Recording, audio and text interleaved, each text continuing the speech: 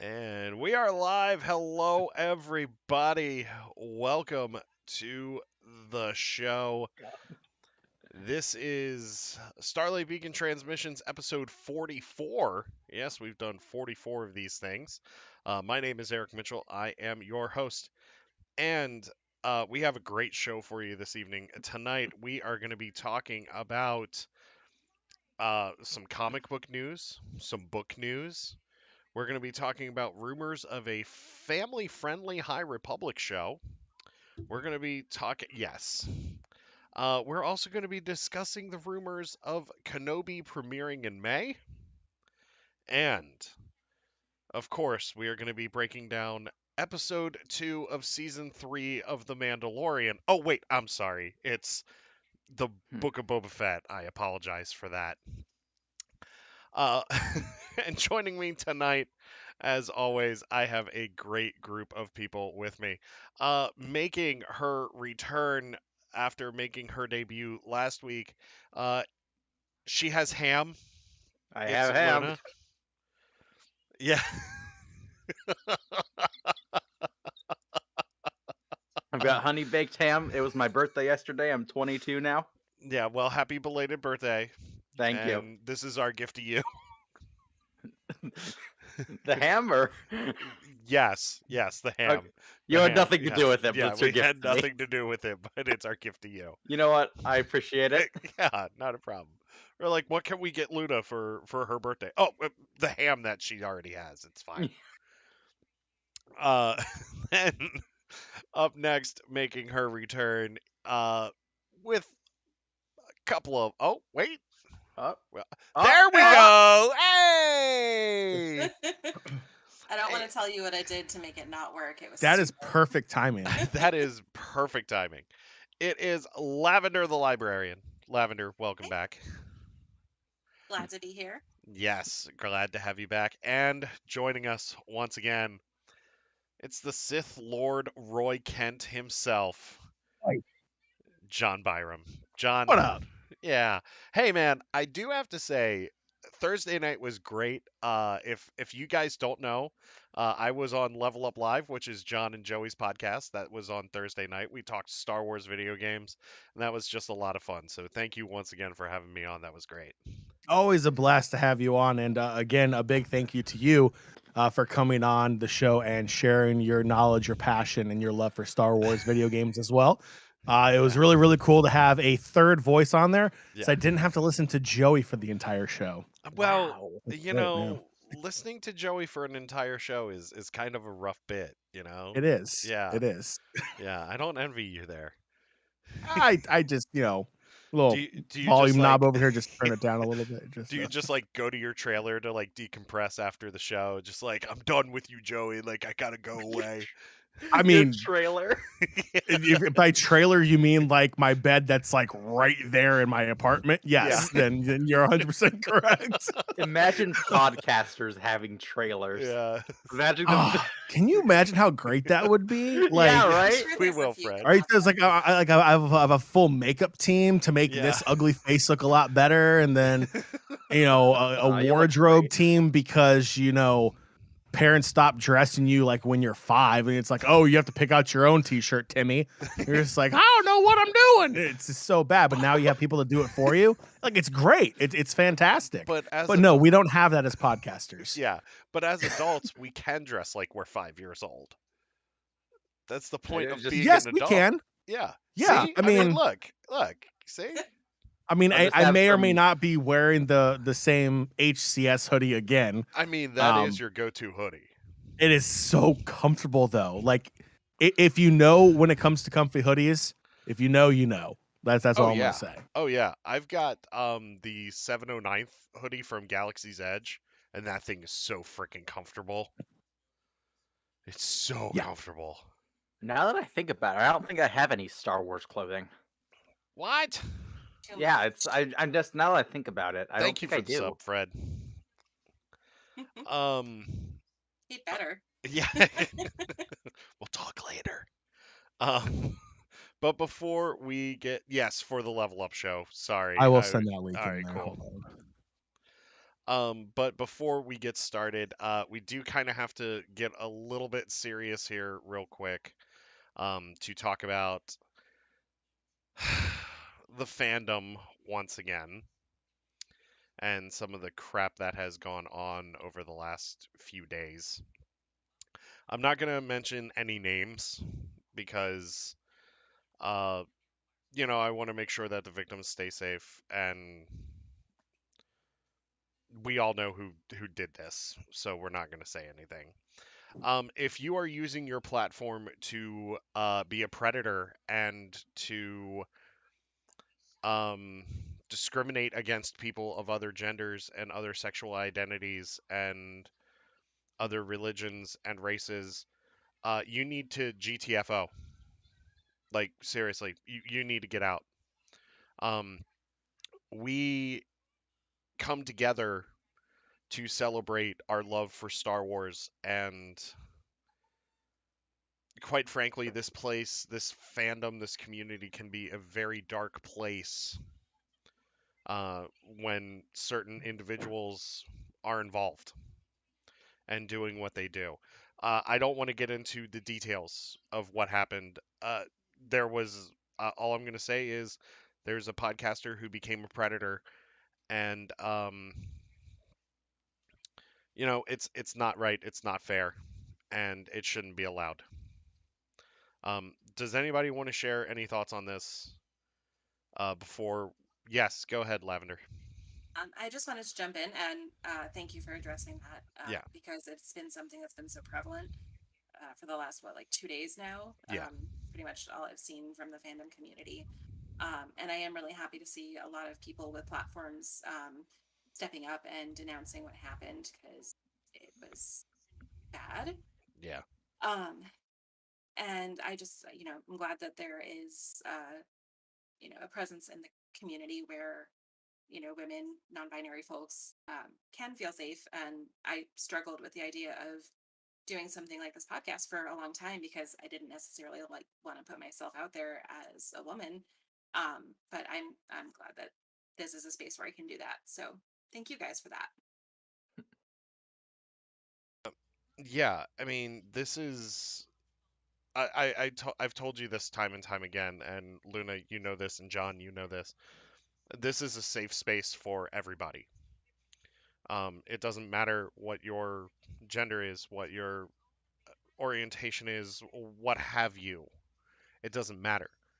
I mean, as long as you're a Star Wars fan and not, pardon my language, a complete dick, um, you're welcome here. And, you know, people have asked me, well, why do you always have like female guests and members of the LGBTQ community on? Because this is your place to have a voice. This is your place. So, and I gotta tell you, like, I don't want to like, uh, it. We'll talk later, Farm Boy. We'll talk later about who it is. But the outpouring. I mean, we tweeted out that this is a safe space, and if anybody in those communities wants to come on, and even like if you're discriminated because of your race and you want to come on, I mean, and just have a safe space, you're more than welcome here. Um, it's just amazing to see the amount of people that have joined our community because of what we said yesterday on social media is huge because and you're always welcome here. Anybody else have anything to add before we get going here this Yeah, tonight? I just Yeah. wanted to second what Lavender said. Is I've sort of also struggled with oh, there's her cat. Yeah. I've also sort of struggled with whether or not I want to do something like this. Yeah. I'm a trans woman, and it's not always exactly friendly towards folks like me in this particular community. So it was really cool to find a podcast like this that was such a safe and accepting space for LGBTQ folks and women, no matter what. Yeah. And and I don't do this for the haters. I do this for you guys. And of course, I do this for me because I want to get my voice out there and share my passion for Star Wars. But this is for you. This is for you, the community. So join us whenever you want to join us. Just hop on, shoot, reach out to us, and you're more than welcome. John, you have anything to add? I'll be 100% honest. I've been off of social media for the past couple of days, so I I'm understand. not totally in the know of what's going on. I am aware of the basics of what's happening, but without actually knowing, I don't feel comfortable making a comment I on understand. anything that's going on out there. But I do second the need for safe space, the need for overall acceptance, Yes. and the fact that this fandom is a lot better with open arms and not closed. With that in mind, keep it positive, keep it Yep. loving. Star Wars is about everyone, no matter where they are in their own personal journey, and keep the love going. There's no room for hate anywhere. Yes. Well said. So how about we get to the fun, huh? How's that sound, everybody? Yeah, Sounds good. sounds good. All right. Like I said, Farm Boy, I'll let you know. Zach, you're not late. We were a little bit late. It's schedules. That's all I'm gonna say. It's schedules. Um, but we have a couple of announcements before we get into the news. Actually, I have one big announcement here. It is Black History Month, and one of my friends is a Twitch streamer. She is a person of color. She's a Twitch streamer. And Twitch selected her as a member of the Celebrate Black Brilliance group, which is huge, highlighting content creators, part of the group on the front page of Twitch. And that's a very coveted space. Her name is Ashley Young. She is going to be hosting a special series of streams on Wednesday nights at 9 p.m. Eastern, where she will play games that have a black lead on the project. She has recently just played Where Cards Fall, and she talked about the lead animator Cedric Adams. So yes, definitely check out her Twitch. I'm actually going to post the link here in chat as well. And then we're going to get into some more announcements. And then we are going to hop into some more fun. So there is the link if you guys want to give her a follow. She is a great friend of ours. Met her through my wife, actually, and she has just become such a great friend. So check that out. Support her.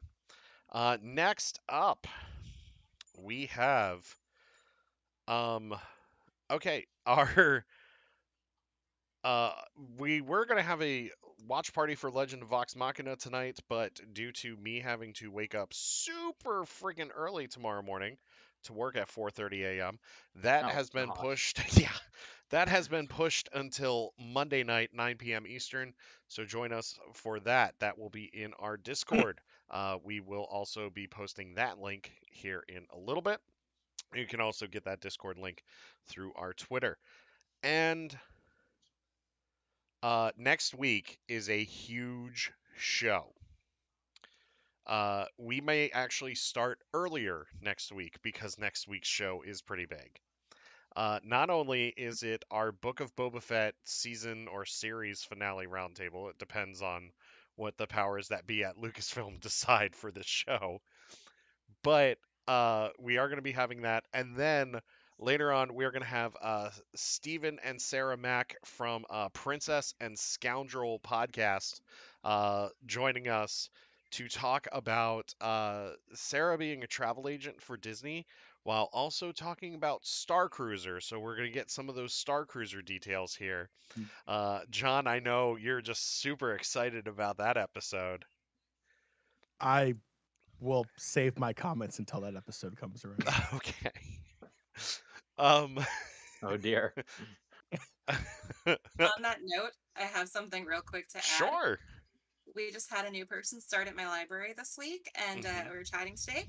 They are booked on the Star Cruiser in March, and I'm super jealous. Yeah, I, I'm I'm jealous, but at the same time, that price point. Yeah. Yeah. Just out of curiosity, did they have to sell one or both kidneys? They're still a very young person who lives at home, so Oh. fundable income, I guess. So just No. one kidney. Yeah, just Well, one. what Just the was one. it? What was it? Joey said $500 in a kidney, and the the cabin will be yours. Pretty much. Yeah. Yeah, it sounds about right, you know? Yes. And finally, so we are looking at a 7 p.m. Eastern start next week because we have a lot to cover next week between the Book of Boba Fett and our special guests here. And we're gonna have a couple of more people joining us for the roundtable, hopefully. So we'll let you know there. And finally, you people have been asking about it. I announced this last week, but I'm announcing this again. In less than 22 days, our RPG show comes back. That's right, mark your calendars. February 27th, 8 p.m. Eastern, Palps Peeps are back.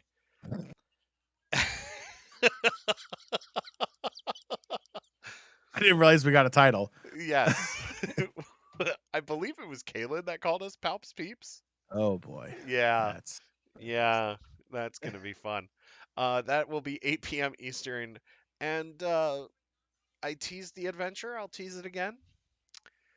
The gang may or may not be doing something involving a certain expensive Disney World experience. That's all I'm going to say. can't afford it, steal it. That's all I'm gonna say. What? So stay tuned for the action, adventure, and comedy, and possible romance. Who knows? So we have that going on for you. So let's get into the news here, people. Um, have some quick news topics to talk about, and then we're gonna have a couple of longer topics here at the end. Looks like Star Wars Hunters is getting a tie-in middle grade novel here, and it's called Star Wars Hunters Battle for the Arena. It's going to be written, or it's written by Mark Ashiro. Doesn't say when it's coming out, but it should be soon. I believe Mark Ashiro actually also wrote a story from a certain point of view. Yeah. Oh yes, he was in from a certain point of view, The Empire Strikes Back. So yes, wrote a Yes. short story there. So this is pretty exciting. Star Wars Hunters is one of those games. I talked about this Thursday night. I'm actually really excited for this game because it'll be fun just to have a goofy Star Wars game that doesn't really take itself seriously when it comes to like the overall story and stuff, probably. But this seems like it's kind of like Star Wars meets Overwatch meets Team Fortress in a way. Kind of meets paladins too, in kind of a way. I'm gonna start with Lavender, then we'll go with Luna, and then we'll go with John here. Your thoughts on Hunters and this middle grade novel that's coming out?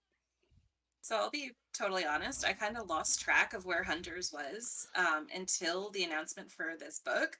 I was like, oh, did that game ever come out, or when Yeah. is it coming out?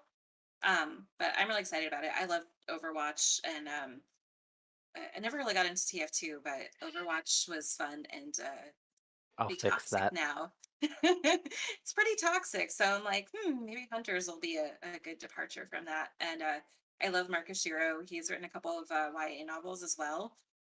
So I'm very excited to read this one. Yeah, it'll be fun. Luna, go ahead. I'm sort of in the same boat as Lavender. I saw the announcement for it, and I remember really liking the character designs. Especially I liked Reeve, which is it Reeve? Yes, Reeve, the Sith girl, and the Ugnaught with the Droideka, and the Yes. two Jawas stacked on top of each other. They're just top notch character design. Yeah. And Mark It's Ashiro really has two worked Jawas with in a Rick trench coat. Riordan.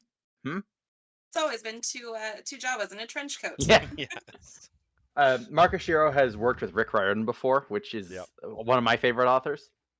He's queer and non-binary, he uses they and he, so he or they works for him, it seems. Um, it's just I'm really excited for this actually. I'm a really big fan of the High Republic middle grade novels. I got them just off to the side here. And I'm really excited for this. I like these characters a lot, and I don't know much about the game itself, gameplay wise, actually. If it's anything like TF2, I'll love it because I love Team Fortress 2. It's my favorite multiplayer game like ever. So we'll see. I'm really hyped for this. This book makes me more hyped than I was. Nice, nice. John, bring us home on this one. Yeah, I mean, it's nice to know this game is still going to happen because at one point in time it wasn't. So that's kind of cool. But it's really cool that it's going to have a tie-in novel because if there's one thing that as a gamer who loves lore of games and seeing those characters come to life outside of the game, whether it's in novel form or comic form or short videos, uh, it's always a great way to really connect with that character. It's one thing to watch on a screen on your mobile device or play a video game trying to connect with that character. It's another thing like when you can take that character outside of that medium, put them in a book, and really make that deep connection that you generally can't do in a video game or you can't do in a 1 hour, hour and a half, 2 hour, 3 hour movie sometimes. Put them in a novel form and then get to learn more about that universe that they're coming from. So I think it's really cool. I think it's smart. I don't know if it will help hunters get great reviews, but it should help a lot of Star Wars fans really make connections with that game, and if there are any new characters being introduced in there as well. I'd Yeah, actually like to add on to that a little bit. yeah, sure. Um, yeah, I agree completely with the tie-in books thing. I think that more video games should have tie-in books or comics. I think one of the reasons that Team Fortress 2 was done as well as it has is that it's had both these like little shorts that came with it, the Meet the Team videos, and also had this whole comic series. And Overwatch did something similar with their animated shorts, and I think they had comics too. They did, yeah. Yeah.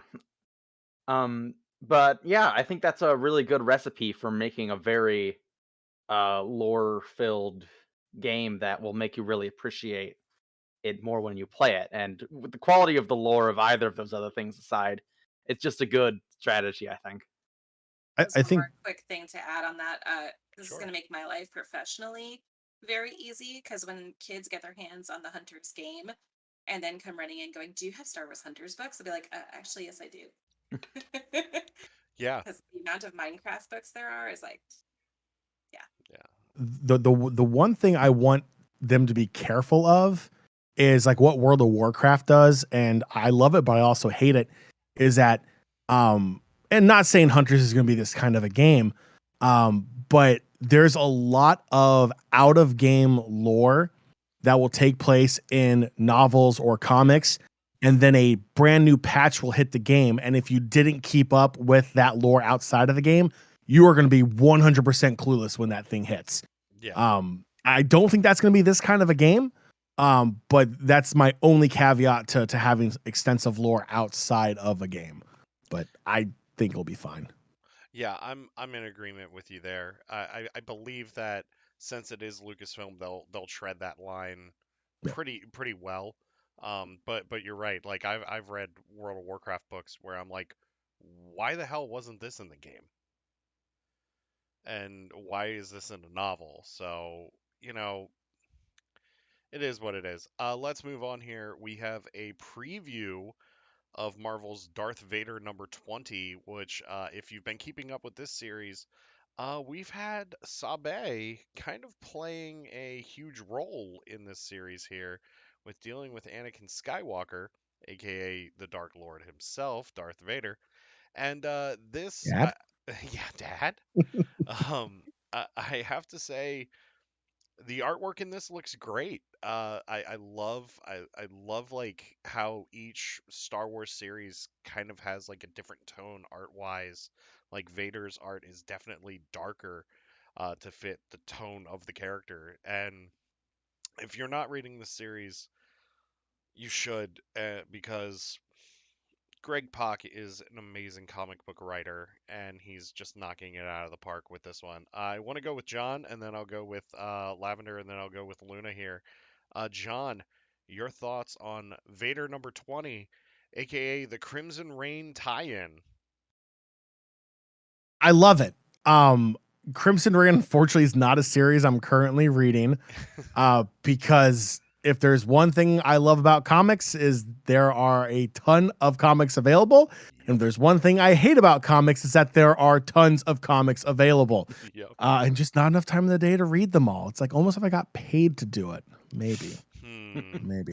But no, I think this tie-in is going to be great. Everything I've read from reviews for this series has been fantastic. Anytime you can tie Vader in, especially in a comic line, as long as it works in that time frame, I think is always great. Vader is such a powerful figure in the universe, that immediately, as soon as you say his name, people automatically know what kind of authority and power that character has. So tying it into Crimson Reign, I think is going to be very good. And I'm actually kind of interested to see how that arc plays out. Yeah, definitely. Lavender, your thoughts? Vader number 20. I looked at the preview, and I'm kind of mad at myself for not keeping up with it as much as I should, because Sabi is like one of my favorite characters. I love her in Queen's Peril and Queen's Shadow are the two Yes. YA books that are out already. And yeah, just like getting that depth to her, which I did already read the arcs that she's been in Vader, especially like that whole the Guardians of Amidala. So good. So I'm excited to see her teaming up with Crimson Reign, potentially seeing her with Kira. So it's pretty awesome. Yeah, I'm excited for that potential story there too, especially like her meeting like Ochi of Bastoon as well. Like just Ochi. yes, to see those interactions. All right, Luna, go ahead.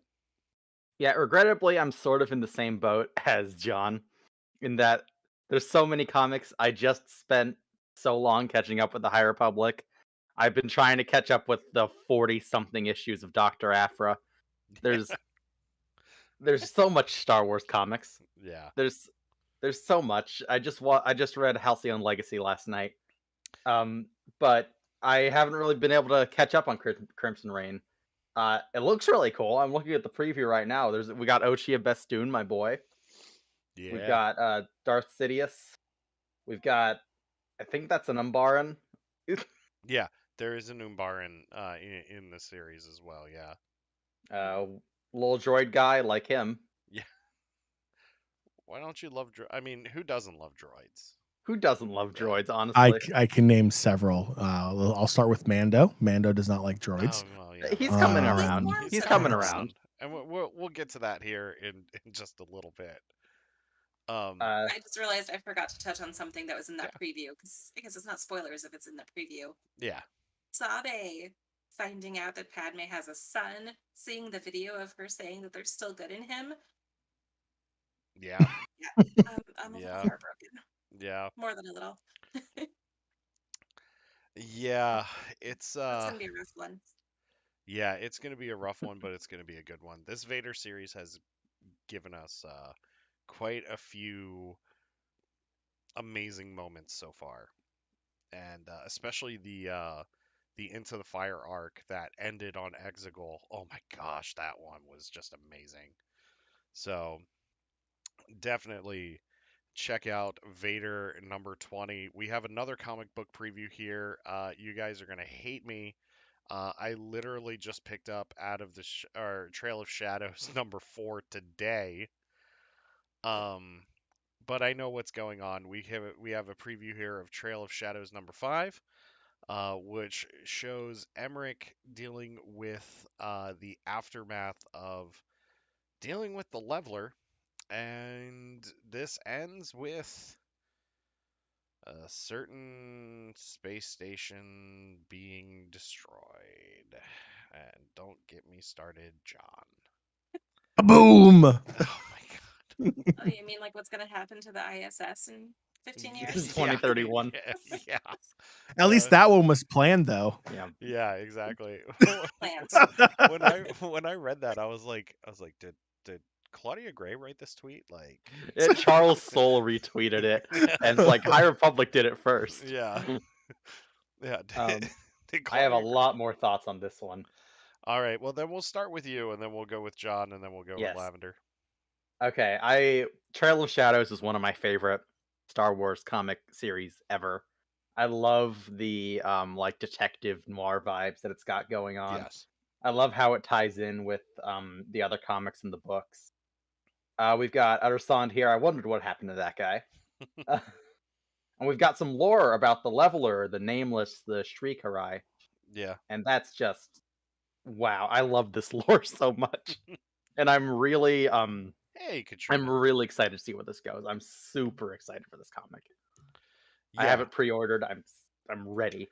Yeah, I'm ready for Trail of Shadows #5 as well. Lavender or Same. I've got that pre-order. I've been you know, midnight on Tuesday or whatever, 12:01 into Wednesday. That's my Star Wars reading time. you and Maggie. Daniel Jose Older has like knocked it out of the park, and Yeah. this just the noir thing was like the perfect set. And okay, I say that's like the perfect setting for him, but I mean, all of his books have been good. Yeah. But I'm like, High Republic Adventures. It's fun. It's kind of campy. Hey, Midnight Horizon. Yeah. Um, Shameless plug. so like it's all been good, but like Trail of Shadows is just so much darker, and Yeah. I like seeing to get him, like him getting to tell a darker story instead of something that's just like fun and adventure-y and like let's go around with the Padawans. Yeah. Because yeah, like the Leveler is legit terrifying. Uttersond is like the creepiest Star Wars doctor I've seen to date. I love his little spiel about how he's like he's only in it for the money. So it's going to be interesting to see the rest of that play out, I think. Yeah. I really hope that Daniel Jose Older gets to write one of the adult novels eventually. Yes, please. That would be so good. And Go ahead. I love the nursery rhyme thing that's going through. That's been going through both the comic strip, and it was also mentioned in Fallen Star and a few of the other books. Yeah. I love that so much. It's so creepy. Yeah. I'm gonna get John's thoughts here, and then I'm gonna share a few thoughts on this series as well. John, give me your thoughts on Trail of Shadows. I love the darkness of it. Yeah.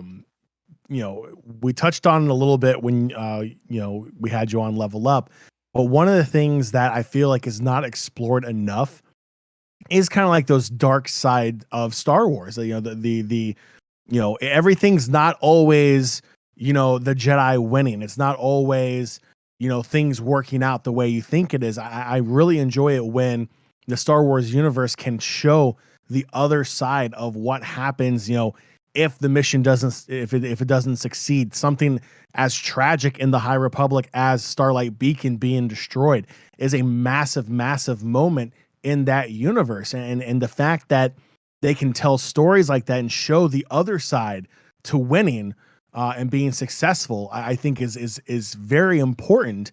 But also it's a nice change of pace. One of the things we mentioned on Level Up was, what are we going to see for, Jedi Fallen Order, the game that's coming out hopefully in 2023 when it's announced. Is it going to be, a sequel to the game? Is it going to be a prequel to the game? Is it going to be, what can we expect from it? And one of the things I mentioned was I would love to see a prequel to it where Cal Kestis is taken in as a Padawan and you go through his training, going on missions with his Jedi Master, and then it culminates in the final level being Order 66.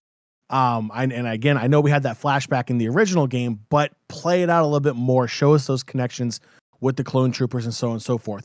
That's the kind of darkness that I would like to see not overtake Star Wars, but be a little bit more prevalent to kind of show that side of the story. And that's one thing I absolutely love about this comic book series is they're not afraid to bring that darkness element into the universe for the reader. Yeah, I wholeheartedly agree here. I'm gonna just agree with everything that all of you just said. Daniel Jose Alder has knocked this out of the park, just completely. I mean, the way I will say this series is very dark, but it has so many great moments of levity as well. Like it actually has like a lot of great comedic moments. I'm not going to get into spoilers here because especially for the Fallen Star, but this almost makes me wish Daniel had written the Fallen Star to go along with this series because I I think it would have been interesting to see Daniel writing what's going on Starlight, and then like Daniel writing what's going on with Emmerich and Cyan on the ship outside of Starlight. I think that that would just be really interesting to see. Um, this isn't a knock on Claudia Gray at all, but there were some issues with the book. That's all I'm gonna say. But I mean, I still enjoyed the book, but I would have loved. I just keep thinking, what if Daniel had written this book? Like, what would have happened, and like what would have happened differently? So, um, I hope he gets one of the adult novels. I hope he gets a bunch of the adult novels because the guy just He the hasn't missed guy for me yet. oh, the guy can write. One of my favorite bits is actually from his High Republic Adventures comic when we had the Great Jedi race Yeah, on and Starlight, and Ram Ram runs by Stellan, Emmerich, and Cyan, and he goes, "Hey, Master Geos. Hey, Master Emmerich. Hey, pretty lady I've never seen before," and like and we just keeps running, and it's and like they're like, "Who is that?" Like, like like That's fantastic. yeah, Cyan's like, "Who's that guy?" They're like, "Oh, that's just Ram." Like, um, but I want to say hey to Katrina. I want to say hey to Zach. Hey to Fred. Once again, hey to Jane. Um, I know I said hey earlier, but you know we were talking here. So that moment's also in Higher Republic 14. Like he just shows it from two different perspectives. oh, Yes. does he? Yep. Yeah, It's it's really great. awesome. That's Like awesome. we're following Ram as he's racing, and it's the same lines, like Oh, that's verbatim. great. It, I I it was just wanted so to throw good. out a quick a plug for for other non-Star Wars stuff for yeah. Daniel. He's got Ballad and Dagger coming out in May Hmm. this month, which is a young adult novel from that Rick Riordan presents um, imprint. So I have the arc of it, and I'm about to start reading it. It looks really cool. Nice. I don't know Nice. if I mentioned this last time, but I'm very jealous because my partner, my fiance, has actually met Daniel Jose Older. Oh, She went Nice. to a writing camp in 2016 in nice. Pennsylvania, and he was like one of the instructors there. And Oh, she didn't know who he was. Like I'd been talking about this guy for weeks, and I mentioned buckets of blood actually, Buckets and of she's like, "Wait a moment, I recognize that. I recognize that story about the EMS guy who would call himself buckets of blood." And nice. that's when it clicked for her. And I talked to Daniel Jose Older on Twitter about it a little bit, and he's like, "Yeah, I remember that." So I'm so jealous. She didn't even know. She doesn't even read the High Republic I know yet. that's Ram invented. Yes, he can. Midnight Horizon's so good. Yes, Midnight Horizon's great. Katrina says Ram invented the term wizard, and I will not be taking Yeah, questions. And in that he is did. It's correct. great. I'm reading Midnight Horizon right now for the first time, and he literally admits to making up wizard. Well, and I love that Comac and Canum are like, is this just like slang now? Like that you Yeah, guys Yeah, now just a like keep thing. making up? it was Like, they were on call with Ram's master. I don't remember his yeah, name. yeah. I Yeah. don't remember his name either, but it's such a great bit. Like Midnight That was Horizon, Midnight the Horizon. Go ahead. sorry. Master Kunpar. Oh, okay. Yes, compare. And I I've was got gonna it say right here. I'm looking right now. The Great Jedi Bake Off. All the That's little kids start saying it too.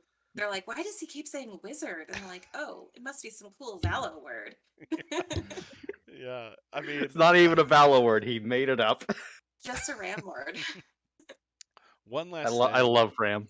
One last thing about Daniel Jose Alder before we move on to what I think is the biggest comic book news that we've gotten.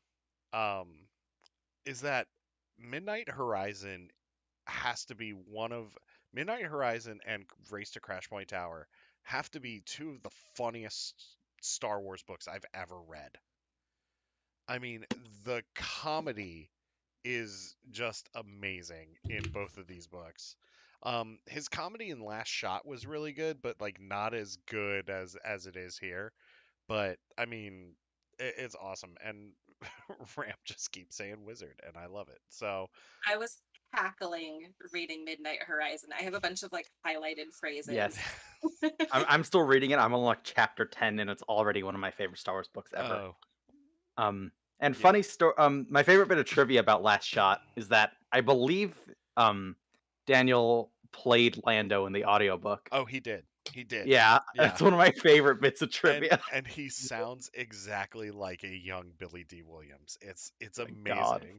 He's just like, well, what do we have here? I'm like, oh my god, this is great. So let's This is move. just the Daniel Jose Older fan Yeah, podcast. yeah. We're changing it now. So let's move on here to a major announcement. Hello there, Obi-Wan Kenobi is coming back in comic book form. That's right. This is going to be a 5-issue miniseries that is going to launch in May, written by Christopher Cantwell. Seems like this is going to kind of be a prequel to the series, um, as well as like a companion series to the TV series, as well as flashbacks. So I want to go with John, and then I'll go with Luna, and then I'll go with Lavender here. Your thoughts on Obi-Wan Kenobi getting a brand new miniseries? I love it. And I love it for the main reason that the very first issue of this miniseries, number 1, is focusing on youngling Obi-Wan. I mean, how much do we know? Like, I feel like that's an area that's like been like so non-explored, if you will, for Obi-Wan Kenobi, and I just it's such a fantastic era to kind of, or part of his life to really explore, because in episode 1 we have him as learning from Qui-Gon, and then he gets promoted and essentially takes on Anakin, fails Anakin, but eventually he takes on Anakin. Does his best. He tried. Yeah.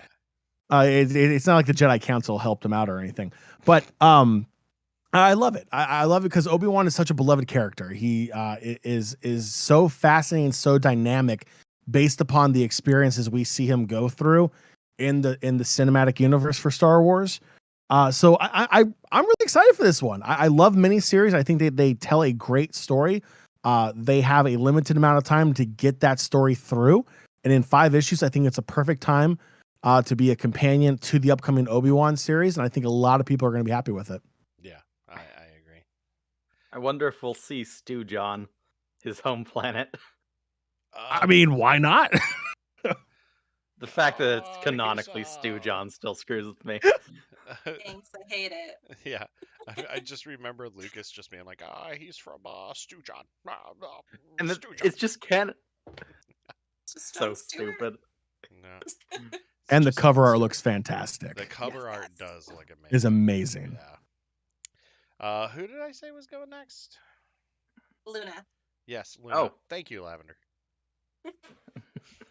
Yes, I'm also really excited for this. We were just talking about like comic tie-ins too, and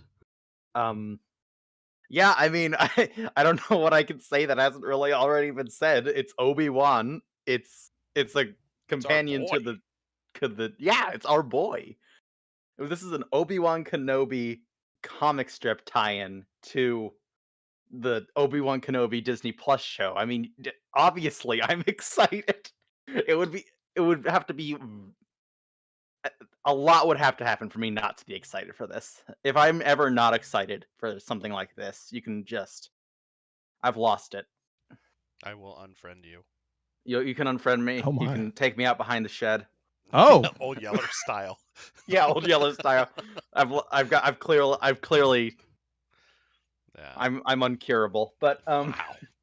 Wasn't going that far. I was just gonna leave you out behind the shed. I just leave. Yeah, that's I all have I to was stand gonna there to think about what I've say. done. Yeah, exactly. You're just It's gonna time in stand in the timeout. corner. Yeah, jeez. Gee, what were you talking about? Yeah, God. Isolation time. Yeah.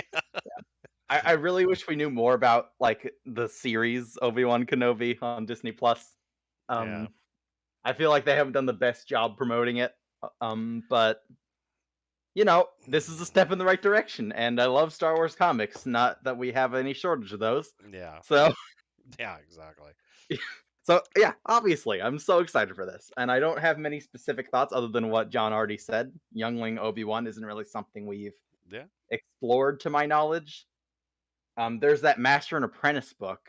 It's very good. Very, I haven't read very it yet. good. Yes. I'm probably gonna try to read it before it comes out. Yeah. It's a pretty quick read.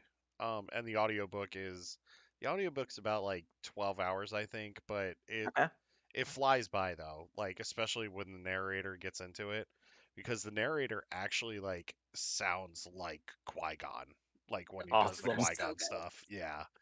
I believe that's Jonathan Davis that does the Yeah. narration for that, and he's great. And his Obi-Wan is spot on as well. Well, I'll need new audiobooks to read after I'm done with Midnight Horizon. He he makes I will say this though. He makes Mace Windu sound like an old Southern gentleman. Okay, but I kind of love that. I kind of love that now that I'm He's thinking about just it. kind of like, Oh, we will not honor you the rank of Jedi Master. yeah, You're like saying that like it Yeah, isn't Master awesome, John. Yoda. That's okay. I'm even more excited for Like the this now. Jedi Like Council chamber you just is just increased like my hype. every chair in the Jedi Council chamber is just a rocking chair now. Either that or like a bale of hay. Yeah, exactly. You know, Master and Yoda. they're all wearing what are they called? Overalls. Overalls. Thank you. With worn black and red plaid long sleeve shirts on underneath. They He's got a banjo just rocking. It's like Yeah. lumber. Yeah, he's got a piece of straw in his mouth or saying out there. It was like, Anakin, I sense much anger within you. I say. Tell you what. I sit on you, boy. Okay, yeah, no, that makes me even more excited for it. Unironically, Kiadi Mundi's hat's like up here, like on his head.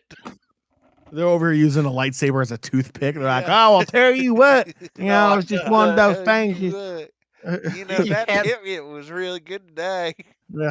you can't do the Kiadi Mundi to me. That's it's just, I've like lost Doug Dimmadome. I've goes lost, off the I've screen. lost half the chat viewers like just from this alone, probably. Our subscriber Sorry. count is split in half. Anyway, Lavender, go ahead and give us your thoughts on this. Somebody needs to make that fan art of Kiadi Mundi. Yes. Yes. Moving on from the Southern characters, Yes. which they're great. Yeah. I have two things about Kenobi, the comic. My first thing is, are we getting issue 1 when episode 1 starts? Or are they going to do the whole series? And then at the end of this series is when we get the show. And that's the biggest thing on my mind right now about this is like, are they going to run it concurrently, or do we have to wait till the end to actually start the show?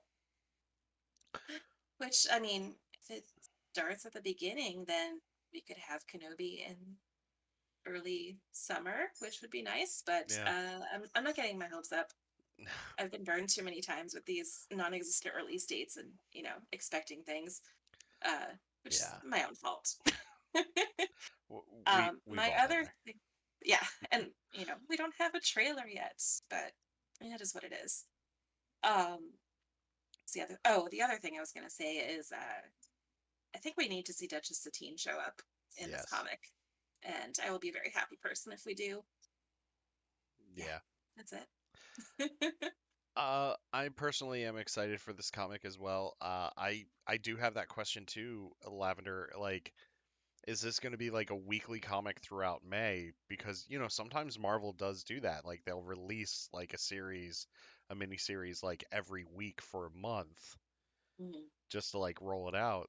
And then it's like, okay, so it starts in May, starts at the beginning of May, oh wait, what's at the end of May? Celebration. What could they do at the end of that? Oh wait, that's right. We can launch Obi-Wan right after Celebration, right as soon as this comic series ends, and boom, you've got Obi-Wan going deep into the summer. Yeah. Yeah. Or We're gonna if have a lot of it's once Obi-Wan a this year. month, Yeah. then we're waiting until the winter for Obi-Wan. And that's fine. Everything's fine. Yeah, everything's fine. So let's move on here. We have two rumors of well, one is going to be around the Obi-Wan series, but the first one here we have rumors of a family-friendly live-action High Republic TV series probably going to Disney Plus.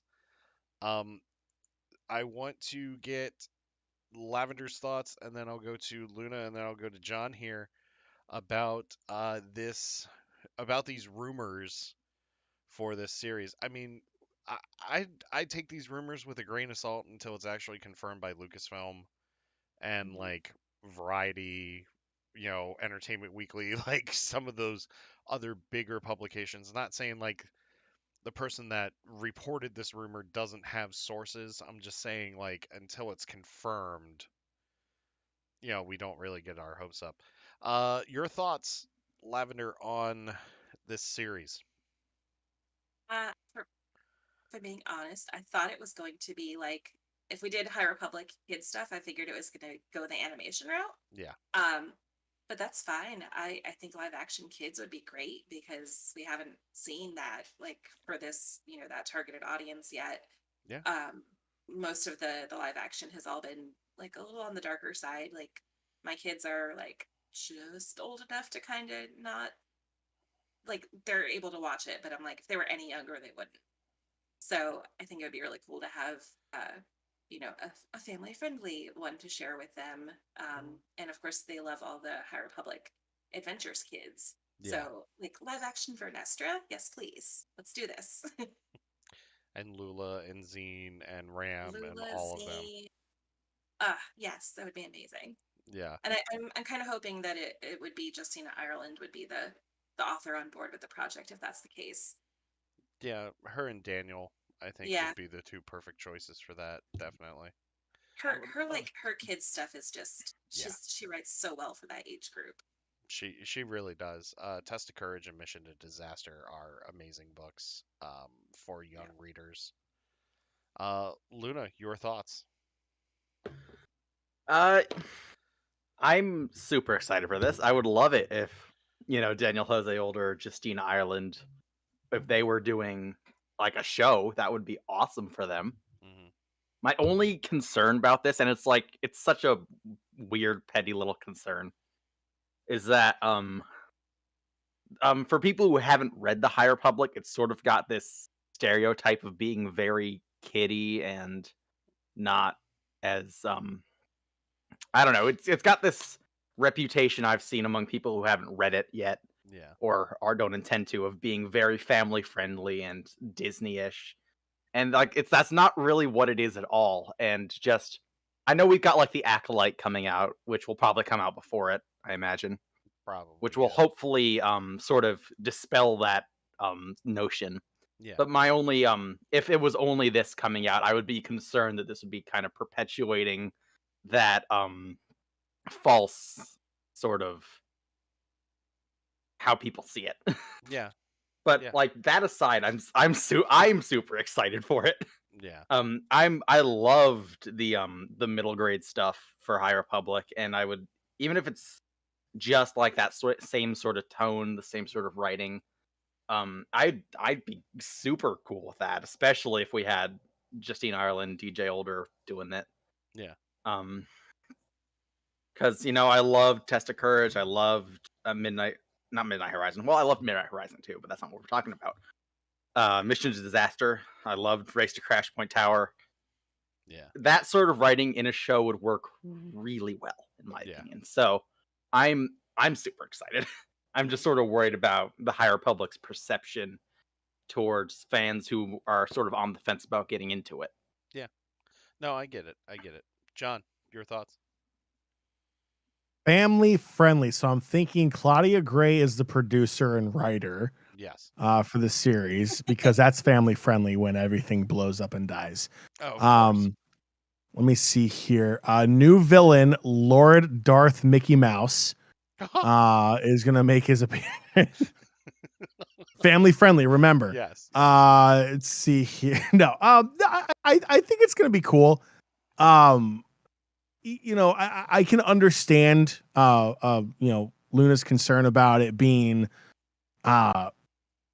maybe something that people might perceive as like the definition of what the High Republic is, and you know, like those people on the fence being kind of iffy about it. I can get that. I don't want it to define the era for a lot of yeah, people. Yeah.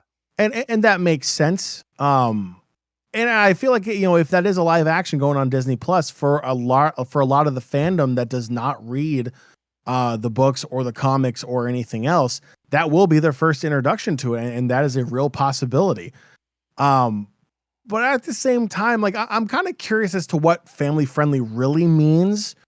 Because like, you know, you have Rebels, you have the Clone Wars, you know, and those are portrayed as cartoons, which automatically, you know, kids are going to be attracted to. But at the same time, like if you're in a family that is, you know, well, I don't want to expose, you know, my kids to violence, even if it's animated violence. Clone Wars might be a skip. Yeah, well, I mean, even Rebels would be a skip to a Yeah. point, you know, because there's fighting and everything in it. But it's just one of those things where it's like, you know, what does family friendly actually mean, and what does it mean with Disney? Yeah. Because like we've seen Disney kind of get a little bit edgier and edgier with some of their products that they've been putting out within the past year, you know, 5-10 years as well. So I guess it's just I'm right there with you, also, Eric. I kind of want to sit back and wait to see if it actually is going to happen first. Yeah. And then I would have to see what family friendly in this era actually means. Yeah, I don't really. That's sort of a weird Russian bot to put on it. Got it. Sorry. No, it's fine. I saw it pop up on the corner of my eye. I was like, yes, another one. Got it. I don't really know what the description of a family-friendly Star Wars show means anymore, because no decapitations, no disintegrations. Thank you, Darth Vader. I would also say, like, if you're looking at like the most family friendly TV series for Star Wars recently, Resistance is the most family friendly that they did. And even then, that had a lot of dark moments too. Like for an animated show, that had a lot of dark moments. So I'm thinking like this might be more in the tone of Resistance, where it's like a lot more silly, you know, while it can still be serious at times. Which is how Clone Wars kind of started, which is how Rebels kind of started as well. Like it was a little more slapsticky and everything, but yeah, we'll see when it comes. You know, that's. Fred just said in the chat that the girls enjoyed Rebels, but they haven't been allowed to watch Clone Wars yet. So maybe first few seasons soon, but it gets dark AF. It does. You know? Yeah. Don't want to watch Pre Vizsla get decapitated. Yeah, I was gonna say like that scene where Ahsoka decapitates like 4 people at once. Oh yeah, that one too. Yeah. Purely a skill shot. Video. Of like a compilation of all the really dark moments from it. Yeah. Set to Mr. Brightside, I think it is. Oh, it's awesome. I have to see this. Ellen, I'll put it in the chat. It's really good. Nice. Oh no. So while Luna's searching for that, we're going to move on to rumors of the Obi-Wan show premiering in May. So Hollywood Reporter reported rumors that this series would premiere in May. A lot of people took it and ran with it, saying that it's confirmed that the series is premiering in May. Sorry, Mr. Blue Sky, not Mr. Brightside. Mr. Blue Sky from not as good. From Guardians of the Galaxy. I tossed it in the chat there. Okay, cool. Thank you. Highly recommend this video. It's really funny. It is not confirmed when this is coming out. My bet is they're probably waiting till after Celebration to premiere this show. And here's why. And then I want to get into your thoughts as well.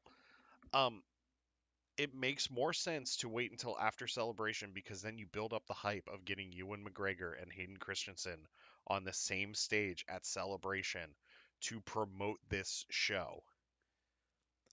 And then what you do is at the end of Celebration, you just go, "Oh, by the way, there's one more thing. You can watch the series premiere tonight Oh, on that Disney would I would Plus." ascend.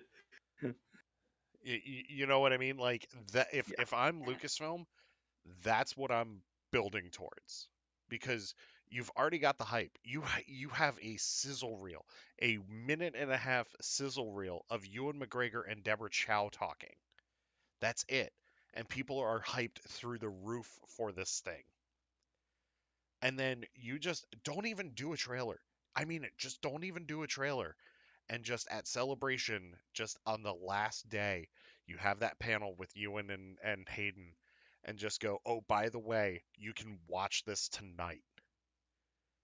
And people would just lose their minds. I would. So I mean that's my thought on it. Um I want to go with John, and then I'll go Lavender and then Luna for this one. John, your thoughts on this rumor? Sure. I mean, I want it now. Yeah, If I had my choice, I would have it yesterday. of course. But yeah, I mean, I kind of like how you described it though, Eric. Like building up that hype would be massive. I would be worried about the stampede of the people in the room trying to leave to go back to watch it. Yeah. If they did it that way, because I'll be real here, if I was there, I would be throwing elbows getting out of that room because I want to go watch it. But yeah, I could see that. I mean, that would be a big power play. Yeah. But at the same time, I don't know, for viewership numbers, do you think, because everything is about views and clicks and all that fun stuff, would they get more views with a surprise announcement that it's available to stream starting tonight, or actually giving you a release date? And then, the casual Star Wars fans out there also that may not be, following Celebration would know about it, and you'd have even a bigger, episode 1 release. I mean, I don't know. I could see it both ways. I mean, for the diehard Star Wars fans, that's definitely a great way of doing it. Yeah. Even though I don't like it because I don't like to wait and I don't like surprises. So it's yeah, but no, I think that'd be great. I'm just super excited we're getting the series. Yeah. Whether it happens in May, whether it happens in June, July, whenever. I'm just excited. It's going to be absolutely fantastic. I'm super excited. For Hayden Christensen coming back to play Vader. Yep. I think this series is going to be up there with The Mandalorian with how great it's been received. I really do. It just, something about it gives me that feel, kind of like how Mando did when it was first announced and played out. I can't wait. Yeah. Lavender, go ahead. So I'm just hoping it's not, like the 4th of February or some ridiculous shit like that. That's like what, since December 2020 that we've been waiting for this. Well, that was the initial announcement of it, right? no, Like it was D23 2019. Okay, so it was even earlier. Yeah. So yeah. Pre-pandemic. Yeah, not because What? they brought Ewan McGregor out on stage at D23, That's and right. Kathleen Kennedy asked him if he was going to play ObiWan again, and he just went yes, and like the roof of the convention center pretty much blew off because of all the screams. People were probably fainting, and Sorry, I didn't mean to cut you off. No, it's okay. I was just gonna say that I think that if we don't either see it on May 4th or like the weekend of Celebration or like the week of Celebration, Mhm. then I worry that it's still going to be a ways off, because like Yeah. I feel like just what we know about production schedules and everything, like Andor stopped filming before Kenobi, Yeah. so I'm just kind of trying not to get too hyped up about it. Yeah. Yeah, I totally Like when get it. I'm like when it happens, it happens. And as far as the you know, obviously fans who are following Celebration, if that's where they make the announcement and say like it's available tonight, I'm sure it would go viral within like seconds of that being announced. So I don't think anyone would really miss that announcement. I think they would just, it'd be on Twitter or CNN, whatever. Well, Disney Plus would probably crash that day. Yeah. Oh, Oh, absolutely. absolutely. Yeah. We're all gonna have to like wait 2 days to watch it just for the Yeah. service to come back up. Exactly. Or wake up at Gonna like be like- 3 a.m. Eastern time to watch it when it first pops out. That's Gonna what be I like do with Disney Boba Plus Fett. Day 1 all over again. Yeah, it's pretty much like you said, Lavender, Disney Plus Day 1 all over again. Oh my god, your cat is touching your nose. Yeah, It's he like does this. All right, Luna, take us home on this topic, and then we're going to get into our main topic here. Yeah, like, I mean, I don't know what else there is to say. Everybody's pretty much covered it. Yeah. The cat's telling you not to talk. Yeah, it would obviously Your be mom. it, it would obviously be like really cool if they did the surprise thing. I can't. And you can't look either now. No, I can't look either. Okay. On the Okay. bed. So, I think that'd be cool. Yeah. Yeah. I'd love the celebration thing, like Eric said, where they said, by the way, you could watch it tonight. So we just gotta wait, and somebody needs to get on like work orders to see how many new servers they're adding to Disney Plus. Because then we'll know. Then we'll know what's happening. Like, oh, we gotta compensate. We gotta compensate. Yeah, Legal, though. they bring in the auxiliary nuclear power like they do in Christmas Vacation after Clark lights the house and pretty much causes a blackout. Our servers can't handle this. I'm really doing my best to temper my expectations, but I can't. I think we all are. I can't because it's ObiWan. So I'm just gonna have fun no matter what it is. I'm pretty easy to please as far as Star Wars fans go. So if I see Ewan McGregor, I'll pass out and I'll be happy. So that leads us. That's actually a very great transition into Star Wars fans that may not be as pleased right now due to a certain show. Okay, I want to say this. I had fun with this episode. I had fun with it. However, we're going to get into this. So, we're going to do this again, spoiler-free thoughts before we get into the spoilers here. I'm going to start with Lavender, I'll go with John, and then I'll go with Luna. Lavender, give me your spoiler-free thoughts on Chapter 6 of the Book of Boba Fett. Kind of hard to do with this episode. Yeah. Spoiler free. It was beautifully done. Yes. It was a lot of fun. I spent a lot of the episode like Yeah. doing that. And but yeah. I'm like 50-50 on my whole take of the thing. Yeah. It was fun, but I was also like, this could have been different. Yeah. Chunk of my wall just fell out. Oh, nice. Oh my gosh. So yeah, that's all I can say without spoilers. Right? It's like No. those teasers that have been coming out that barely show anything. They're just like, Yeah. oh, here's somebody putting a Camtono on the counter. Yeah. Book of Boba Fett streaming now. It's like, So I was really excited to see the Camtono come back, though. yeah. It's not enough of those. So, John, you and I pretty much had the same reaction to this episode. Yes. And so did we were talking with Maggie and Ash about this episode too. But I want to get your spoiler-free thoughts before like we get into this. Did you at least have fun with this episode? This was the episode that had a moment in it that got me off my couch and screaming at my TV in excitement. Yes. So it had that. Other than that, I was look, it was a good episode, Yes. but not a good Book of Boba Fett episode. Yes. Yeah. We'll leave it there for the spoiler-free version. Okay. Luna.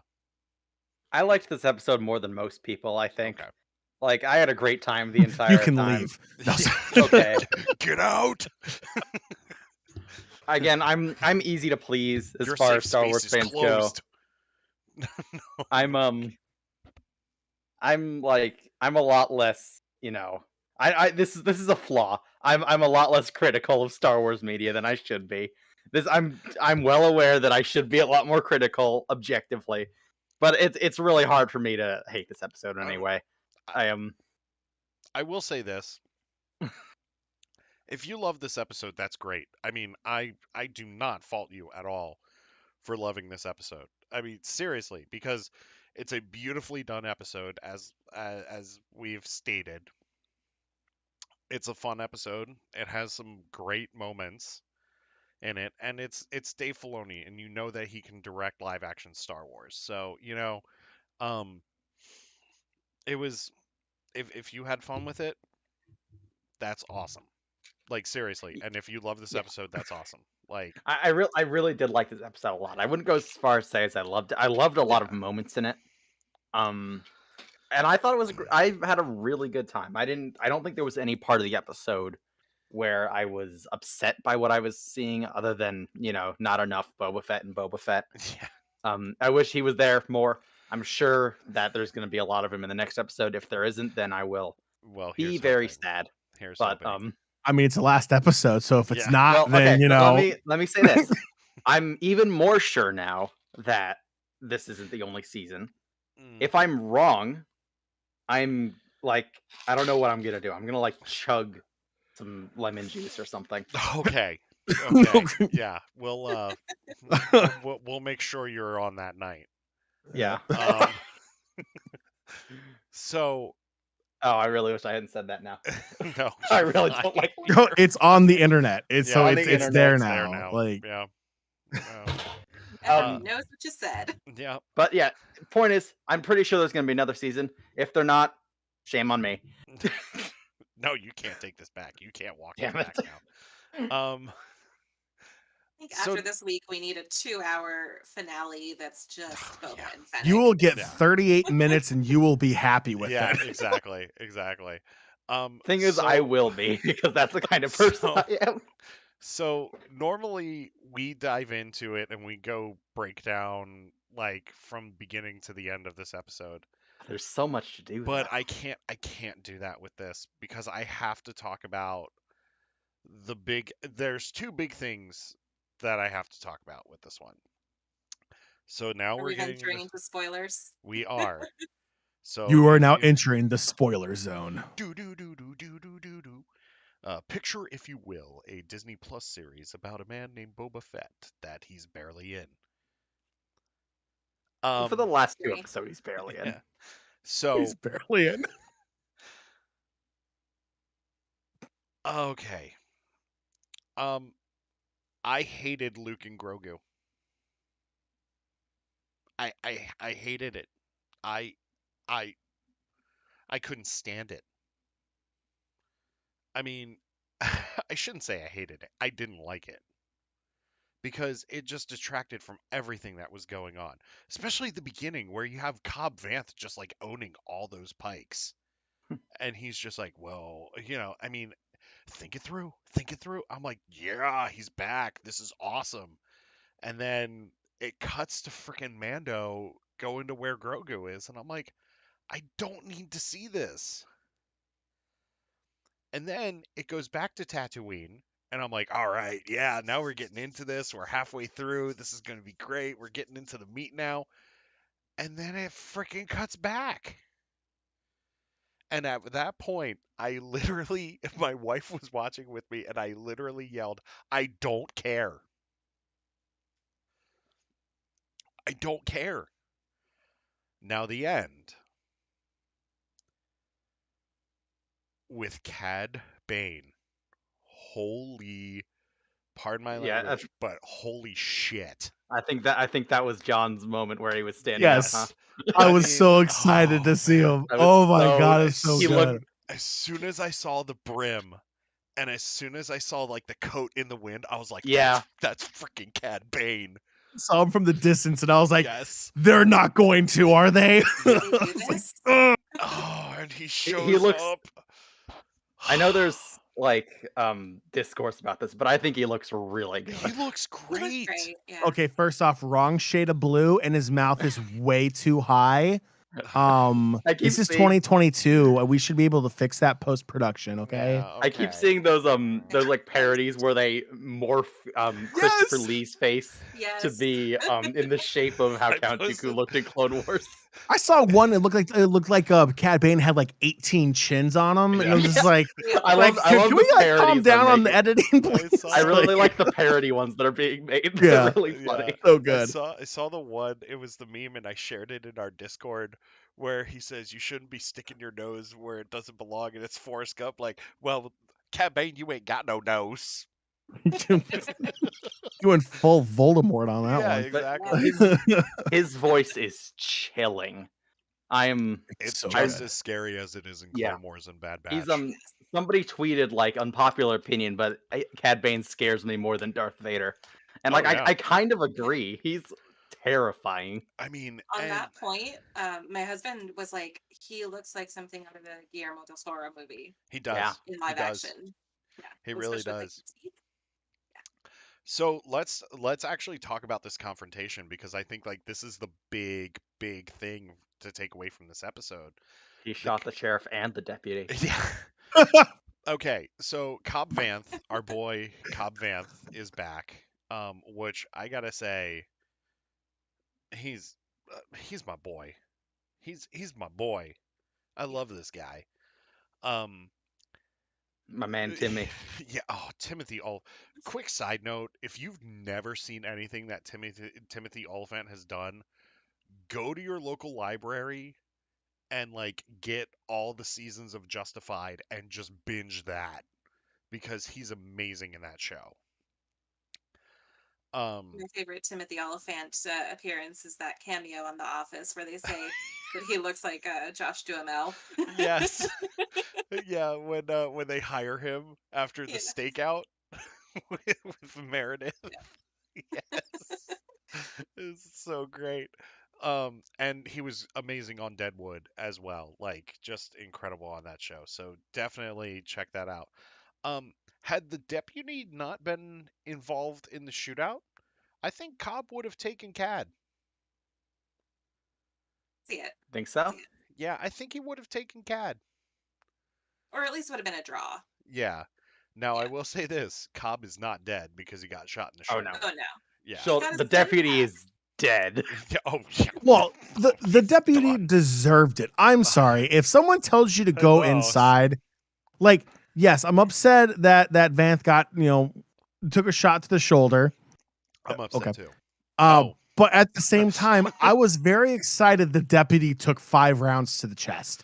Because it's like, you're dumb. You literally signed your own death wish when you There she is. decided not to listen to Cobb Vanth telling you to go inside. So yeah, guess what? Now you deserve to die in the corner next to the cantina. Like I have zero Fingers on the gun. zero sadness for you, my dude. Like you deserved all 5 shots. When he said the marshal's not for sale, I was like, oh, this Yeah. guy's dead. It's like, the, see way ya. the way that Cobb Vanth Shortest like, character, turned slowly and looked at him like, shut the heck up. Yeah. Like I like as soon as he opened his mouth, I was like, Cad's killing that guy. Yeah. Deputy I was Rich. rooting for it. Yeah. Oh yeah. Me too. He was there to get shot by Cad Bane. Yeah. You know. But Can you imagine being the actor for that role? It's like, hey, your agent comes, he goes, hey, I got this great chance for you to get involved in Star Wars. really? You're in one scene. Oh. You have like 3 lines. Oh. How good are you at acting like you're dead? Because you're gonna get shot 5 times for being an idiot. I would take Sold? that in a heartbeat. This guy has probably kidding me? played like every dead male body like on CSI. So like You can he's find him in probably credits used as to it. dead He's guy an number expert. 1. Yeah, exactly. Yeah. If it was like a year or 2 earlier and he had acted that way with Mando, like he would have already been dead by the time. Oh, that Cad showed Mando up. would have lit him on fire. Like, don't tell me where to park my speeder. Yeah.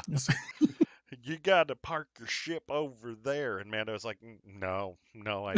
This I'm is not doing clearly that. compact ship parking, and you are an oversized ship. You Compact cannot ship park parking. Yeah. Yeah, I mean, Mando's just like, I do what I want. Like, This parking space is for cloud jumpers only. Yeah, Like, yeah, no one exactly. tell you that this is a classic. Yeah, yeah.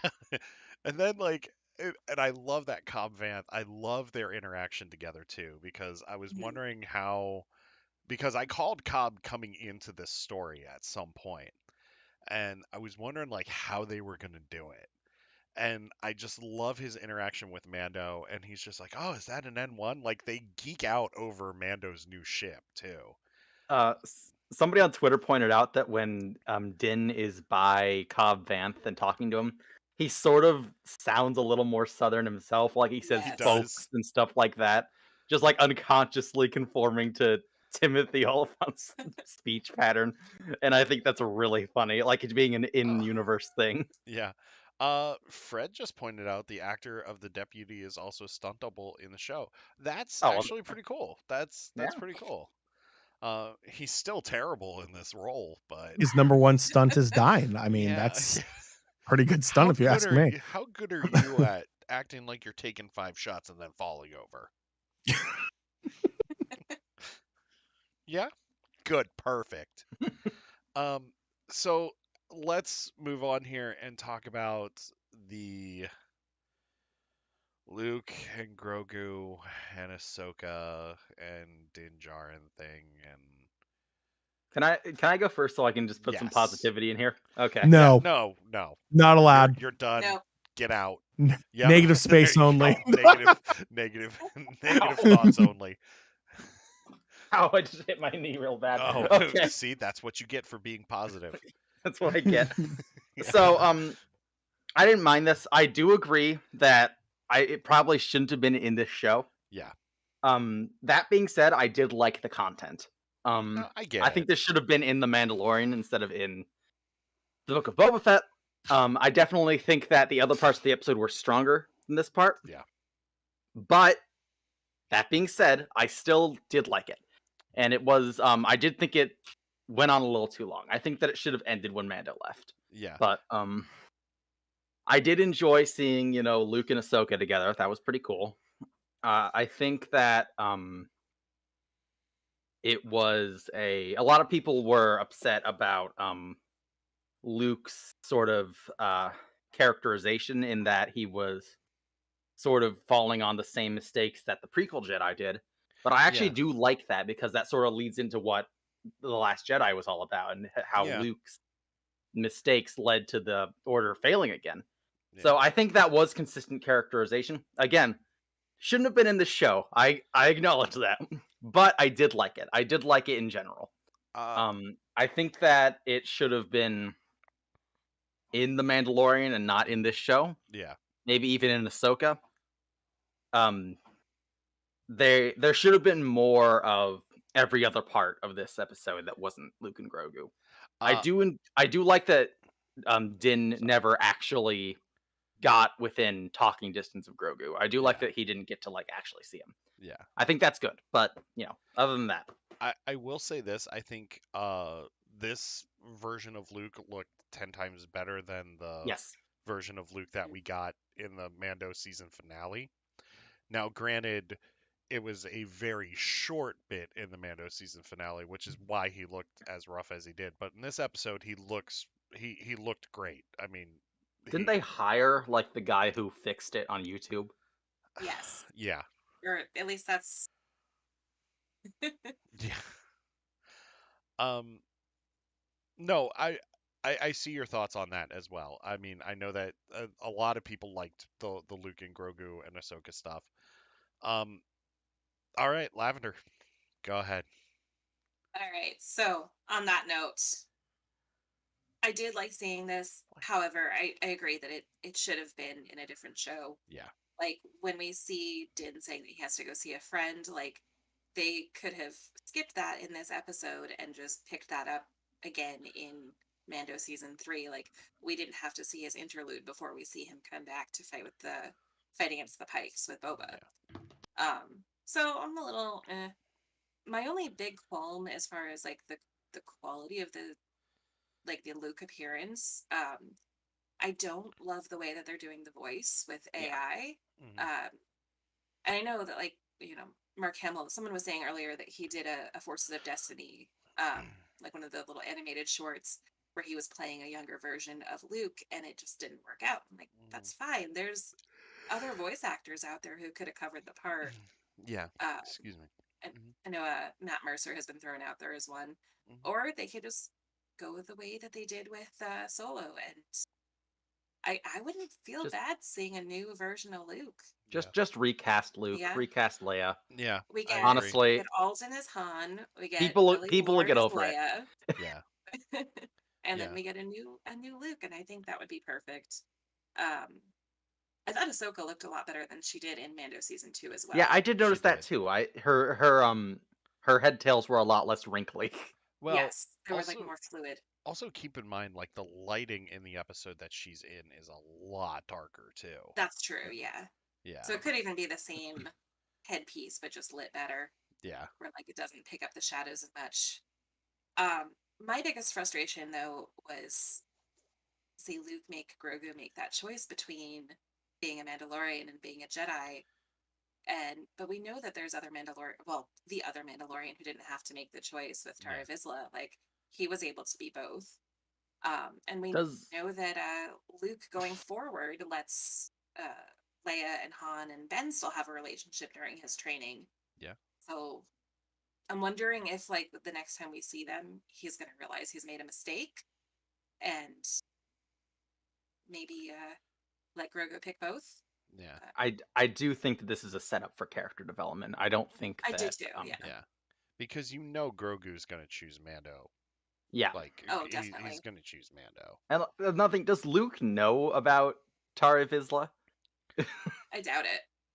Because every time we've heard him referenced, it wasn't from Jedi; it was from Mandalorians. Mhm. Well, I believe at this point, this is when Luke's like really diving into the study of the ancient Jedi Order.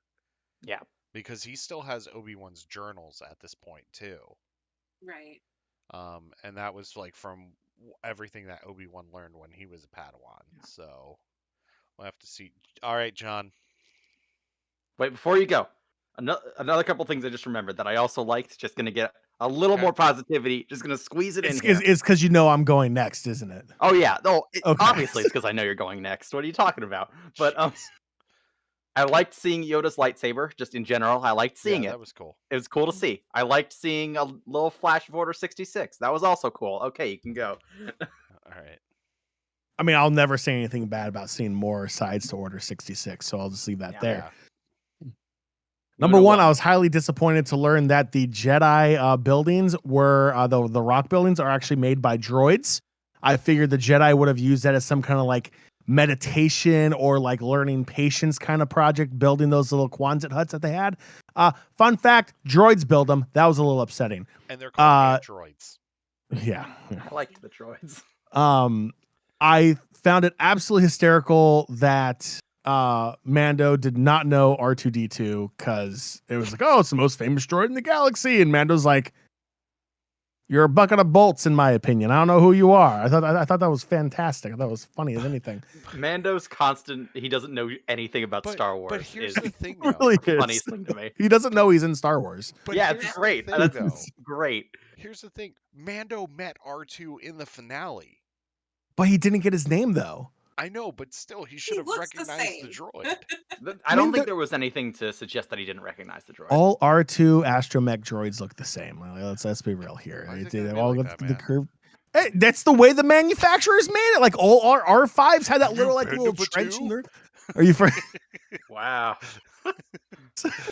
But yeah. So I think I'm in agreement with everyone here. Like this episode, the episode prior, would have been a great way to start season 3 of The Mandalorian. My biggest thing is, and I feel like this is where a good chunk of the fan base is upset with this.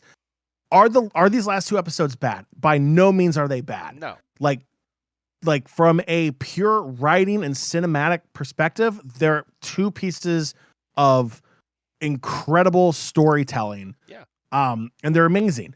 My issue is, if you take a look at this series description on Disney Plus, it's Boba Fett. Yeah. It's Boba Fett's story. Yes, it's supposed to be Mandalorian 2.5. I understand that. That's what Filoni said. I get it. 2.5, whatever. It's supposed to be in between going into season 3. That's completely fine. I don't have an issue with Mando making an appearance towards the end with the way the story has developed, but he should be making an appearance based upon the story of Boba Fett. Yeah. This is a character that had such little screen time in the original trilogy. We saw as a child in the prequels. We don't know too much about Boba Fett outside of other literature out there, maybe some appearances here and there. This is a chance for people to really appreciate the character of Boba Fett and really see this character evolve through his lifetime. Yeah. And we're not getting that. We got 4 episodes that were incredibly confusing of what direction they were actually going to go with the story. Yeah. And then finally, when they started making headway, boom, Mando showed up. And you're like, okay, cool. Maybe this is the tie-in episode. Yeah. Then we get this one. And Eric, you and I talked about this. The one thing we did not want to see in the Book of Boba Fett, we did not want to see Mando and we did not want to see Grogu. I didn't honestly think they would have the I'm trying to keep it PG. No, you can say balls. It's fine. Okay, the balls to bring Luke and Ahsoka in also. Yeah. Because now it feels like it's completely alienated the idea of giving Boba Fett that story that character desperately needed to, like, this is such a beloved character, and all we're doing is just, it honestly felt like after filming episode 4, everyone sat down and said, you know what? Maybe after these 4 episodes, people aren't going to like it. Let's just flip the Mando switch and take it this direction to get people re-engaged again. Because it just felt so overpowering. It just bringing Mando in overpowers the original story. Yeah. Is what it really comes down to. And that's my issue is I want to see Boba Fett's story. You created this storyline of him coming to Tatooine, taking over for Jabba the Hutt. We're in Jabba the Hutt's palace. He gets a freaking Rancor. I want to see more of the Rancor. I want to see him ride the Rancor. We might get that in episode 7. But now we're at the point that you've spent 2 episodes talking about Mando, talking about Grogu, and now we're throwing Luke and Ahsoka in there too. And it's like, yeah, like Lavender said, if it's not a 2-hour finale, they're doing it wrong. I'm coming in with the bar so incredibly low. It's going to be 38 minutes is my gut feeling. And it is going to be terrible. And if it is that way, I'm sorry, Luna, I do not see a season 2. I pray there would not be a season 2 if it's a 38-minute finale, because there is no way they bring that home in 38 minutes. No. It's just frustrating that Boba Fett finally got the limelight and they gave it to Mando after 4 episodes. It's frustrating is where I'm at. It's not a bad episode. Don't get me wrong. It's frustrating in the terms of Boba Fett, though. Yeah, I'm with you on that. Lavender, go ahead. I wanted to add on, the frustration mounts with the fact that, you have Tamara Morrison, who is a fantastic actor, playing Boba Fett and putting his whole heart into this role as he's done as Jango, before in the prequels, and then we get him back again, and to see him sidelined on his own show, it's like that's really been irking me. I love Mando, I love Pedro Pascal, but at the same time, this is Tem's show. Give it back to him. So that's I really do hope we see a longer finale. And if those last 2 episodes don't culminate to some kind of either I would love to see there be some kind of healing moment between Boba and the Jedi. If Luke comes to Tatooine and has a discussion with Boba and he learns about the sins of the Jedi, basically. Boba's sorry, my friend threw you in the Sarlacc bed. Exactly. Sorry you ended up in the Sarlacc pit. Sorry that Alden one of the Jedi masters I don't know chopped your dad's head off. Yeah. Sorry about that Southern dude. I don't know what he was doing. Everything that Boba sees wrong with the Jedi. Yeah.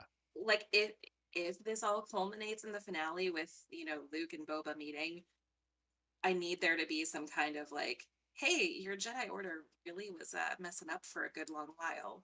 Yeah. Maybe rethink some things. I like that Boba's kind of like getting people to think outside the box. Yeah. I Real quick, Luna, before you go, Katrina and then Fred in chat. Katrina says, if this is some chapter in the Mandalorian story, then I hope they include Boba in the next season of Mando. Absolutely. Yes. Like, if this is 2 episodes. still, yeah, no, give them 4. Full episodes. Yeah. Full. Yeah. I don't see them doing that though. No. Is the problem? And then Fred says, we will still see Boba in Mando as well. He's not done at all. I feel like they will continue to tie in together. I feel that's the same way here, but the whole, I mean, and I'm pretty sure you guys get the whole point here. It's his show, and this is about the criminal underground. We shouldn't be seeing Jedi in a show about the criminal underground. Yeah. That's my point. Luna, go ahead. I just wanted to mention, just sort of to give you a little hope. I know that Tamura Morrison he specifically called out that he was really excited for episode 7 and Yeah. that he liked his performance in episode 7. So that's just something to keep in mind. I know that Tamura Morrison's like, oh, everybody's gonna freak out at episode 7, and I trust Tim. So, but I think the Rancor. Yeah. Oh, yeah, he has to ride the Rancor. He's got to ride the Rancor. It better be 38 minutes of him riding the Rancor. But the thing is like, stop saying 38 minutes. If you're gonna sit here and do that, the finale has to be a finale like has never been seen before to really save the series. Like, and again, don't get me wrong. At the end of the day, I am very grateful for the Book of Boba Fett, for all the episodes, for the entertainment, for the acting in it, and the story that's being told. But at the same time, like from a Star Wars fan perspective that was hoping to get more on Boba Fett, you know, episode 7 has to blow it out of the water. It has to, like, I don't want to say like it's going to make or break the entire series, but, you know, take a look at, you know, to compare it to Marvel, Falcon and the Winter Soldier. That didn't get a lot of love. A lot of people were very unhappy with the direction of that series. Some people were okay with it. I liked it. I didn't love it like I loved WandaVision. Yeah. And that's why I kind of feel like Book of Boba Fett is right now, is it feels like it's that Falcon and Winter Soldier story, but it needs to have an incredibly strong ending to really save it. If it has that strong ending, yeah, by all means, give it a season 2, and for the love of whatever Jedi deity you pray to in the Force, do not bring Mando back in these dang episodes and give him full episodes in the Book of Boba Fett. But yeah, I hope he's right. I'm glad he's excited about it. I'm excited for episode 7. Don't get me wrong. Yeah. I can't wait for Wednesday. But at the same time, I'm a little nervous and I don't want to get my hopes up because I have that feeling that I'm going to be let down. I'm a very optimistic person, as I'm sure everybody knows by now. No. So I just think that to Eric shaking his head at me. Eric's like, I'm tired of you right now. Just stop. Stop with the positivity. God.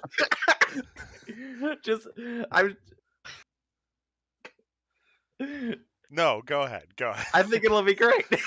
I mean, don't get me wrong. I'm excited to see where this finale goes.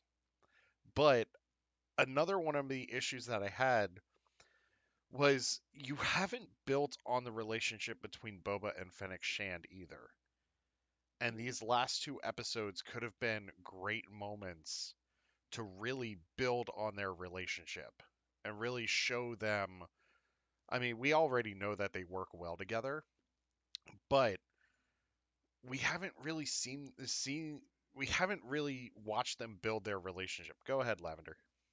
So I've seen some fantastic tweets that have suggested that the reason that Boba and Fennec are off screen so much is because they're doing things they can't show on Disney Plus. Oh my God. Well, I mean, if Eternals can be seen on Disney Plus, then so can that.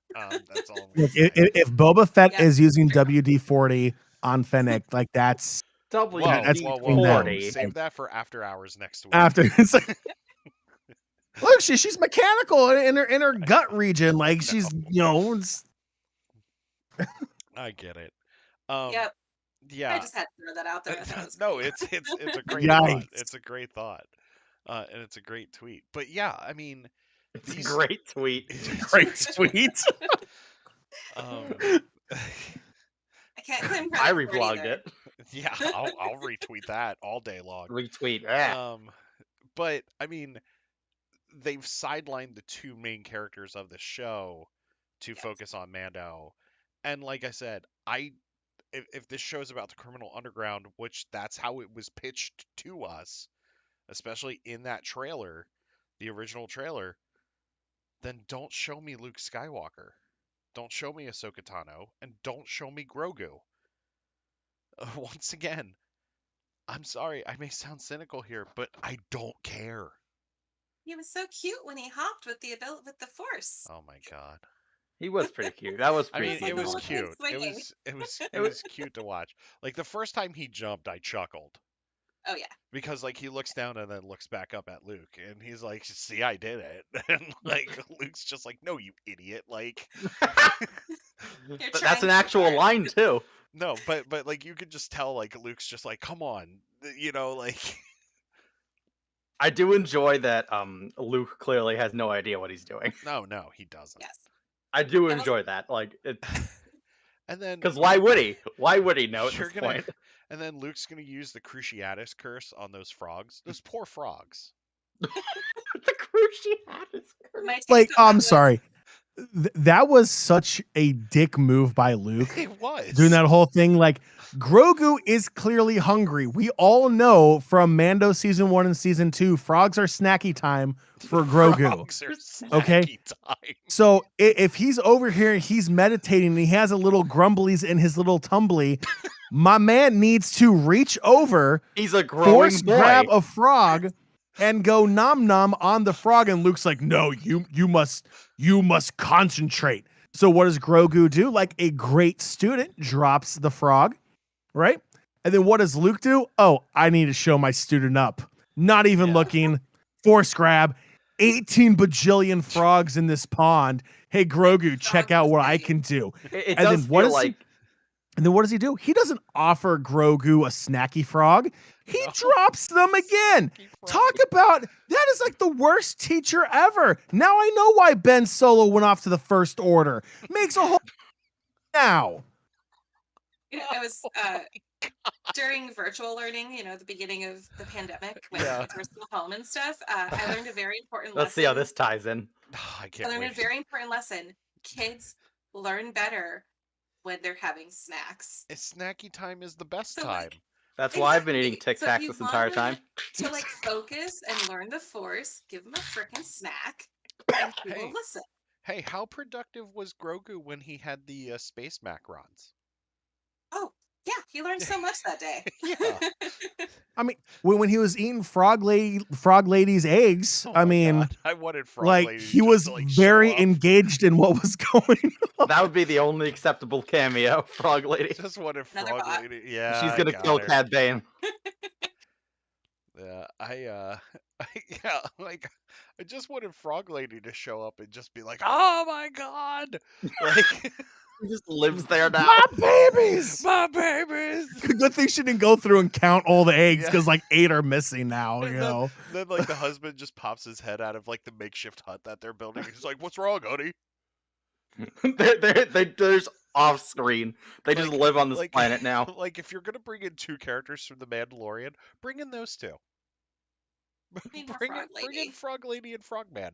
Like they show up absolutely pissed after they realize that 8 of their babies are missing. Grogu, you got lots of explaining to do, and then Grogu's just like, with the then there's a freeze frame and the credits roll. Yeah. I'm too cute. I didn't do it. Yeah, exactly. I mean, we've gotten way off topic here, but that's fine. Like, I don't care because much like the Book of Boba Fett, Grogu took charge of this conversation. Who would have thought? And you know what? Go ahead. My theory is it's all for Luke and Grogu merch purposes. Oh yeah, that's They put them exactly together, what it so is. now we're gonna get the action figure that has Grogu and Luke. We're gonna get the pop figures gonna- with the backpack. I Yeah, want nothing it's to gonna do with happen. those right now. We're gonna get Nothing. we're gonna get another galactic snacking Grogu, but this Yes. time it's gonna have frogs. Can I get a dual pop scene of show off Skywalker and Grogu there with like frogs floating and just like Grogu sitting there with visible rumblies in his tumbly? What if, Like go ahead. Baby. What if what if what if Jar Jar had like popped up out of that lake? Like after- I would have broken my television set. I would have snapped it in half and never Amazing. watched a single damn episode of anything Disney puts out again in my life if Jar Jar poked his head out of that damn pond. Jar Jar Oh. shows up on screen again. It has to be in line with the storyline we saw in Aftermath, where he like becomes an Yeah. entertainer for children on Yeah. the streets of Naboo. If Exactly. Cobb Vanth is canon, so is Clown Jar Jar. Just Jar Jar rising up out of that little pond. Then Grogu's like, "Who the hell is this guy?" Like, Oh, that's a Sith Lord. yeah. Misa don't know what I'm doing here. Luke's just raising him up, and then he's like, "I sense the dark side." Like Jar Jar just pops up.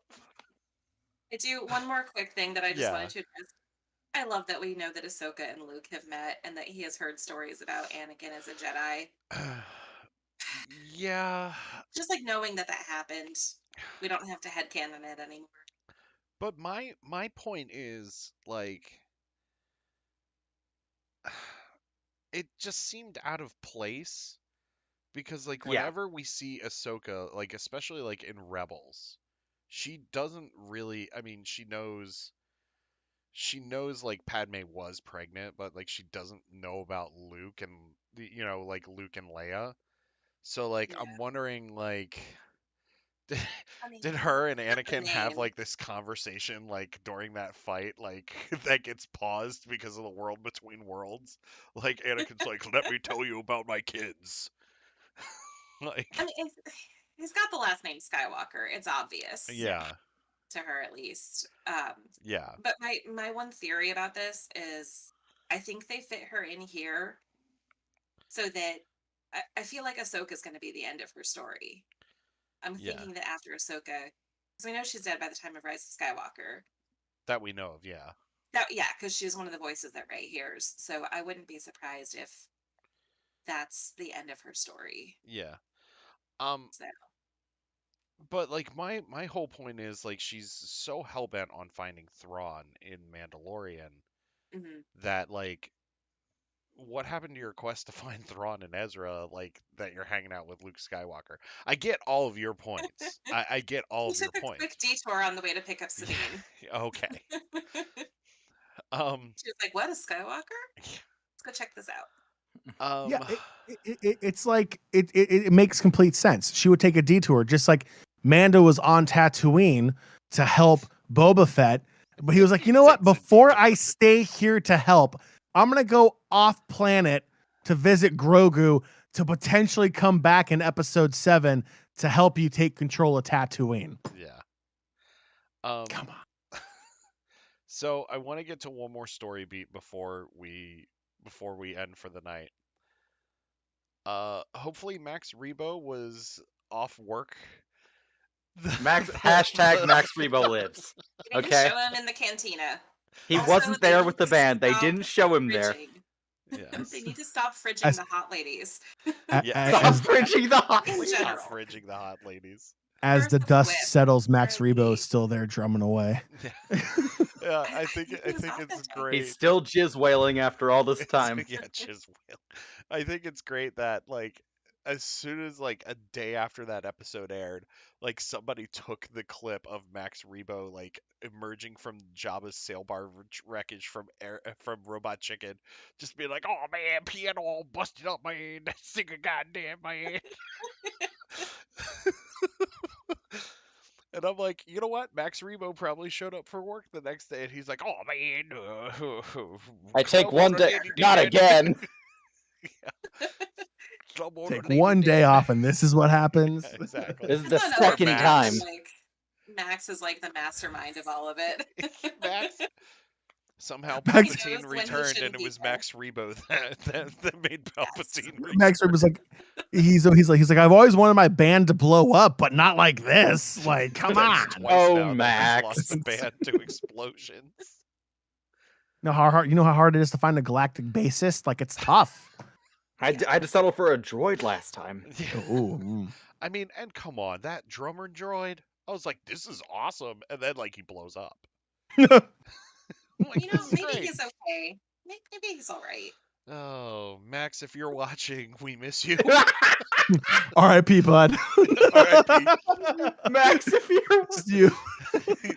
This one's for pour one you. out for Max Rebo. Oh God, it actually had stuff in it. Oh my Wait, god. okay, no.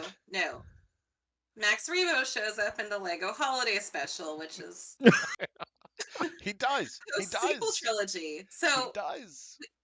we have nothing to worry about. Max Rebo lives. Okay. Max Rebo lives. Okay, we're all. Love you. Let's all just. Pour one out. Pour one out for Max Rebo and his band. Salute to our fallen. Fred says it was Max Rebo all along. Oh no, is Max Rebo getting his little own theme song mid We scene don't like talk what, about like Rebo. It was Rebo. we don't talk along. about Rebo. We don't talk about Rebo. I love it. And then Someone tweet that at Lin-Manuel Miranda. instead of a green outline of Bruno, it's actually a blue outline of an elephant like walking in the background. I feel like Lin-Manuel Miranda would actually really appreciate that sure he that would. crossover. Known for his God. cantina music. I gotta go to bed. Yeah, you have to get up at like 3. I gotta get up in 5 hours. Anyway, that's our show. We need a new Robot Chicken Star Wars for all the new content. Yes, Yes. we do. Yes, we do. Like one of my favorite things from just real quick, one of my favorite things from Robot Chicken was Boba Fett had this dream of like escaping the Sarlacc pit, and he goes to Endor during the celebration after the Death Star is blown up, and all you hear is just the jetpack. And excuse me, I am gonna cuss a little bit, where he's like, "Back from the dead, assholes!" like he's like, "Ooh, Boba's got himself a lightsaber. Boba's got himself 2 lightsabers. One's red, one's blue. What's that make? Purple rain!" And like he just starts chopping Ewoks in half and everything. It's great. Yeah, I was definitely thinking about that episode when we saw him escape the Sarlacc. I It's like, wonder if haven't the we weak- seen this funny. before? I wonder if the Weequay was in there with them. Anyway, He might have melted already. He didn't have armor. it probably did. Anybody got anything else before we close for the night? If you have not joined the Discord server already, make sure you do, because I'm about to post some spicy memes up in this place. Nice, nice. If you're already in the Discord server, get out while you still can. Yeah, if you're gonna join the Wow. Discord server, negative thoughts on Book of Boba Fett, Boba Fett only. Wow, Yeah. This positivity from Luna is just like really starting it's to like really harsh the vibe. yeah, exactly, really starting to kill the vibes, and I'm really not appreciating. You know what, Luna? I can't have you in this Discord server anymore. I'm- You're too happy. Like, you know, I'm just tone it happy to d- be here, It's man. painfully happy. It's painfully happy. Just tone it down. Okay, hold This on. will be or a safe space. Yeah, Thank you. or a safe space. No more. For me specifically. Yeah, for you specifically.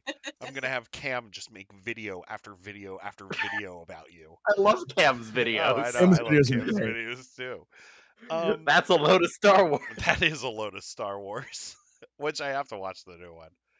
It's so good. Please watch it. I will. That's it for the show, people. Good luck. Yeah, good luck. May the force be with us all. Yeah, may the force be Wednesday. with us on Wednesday.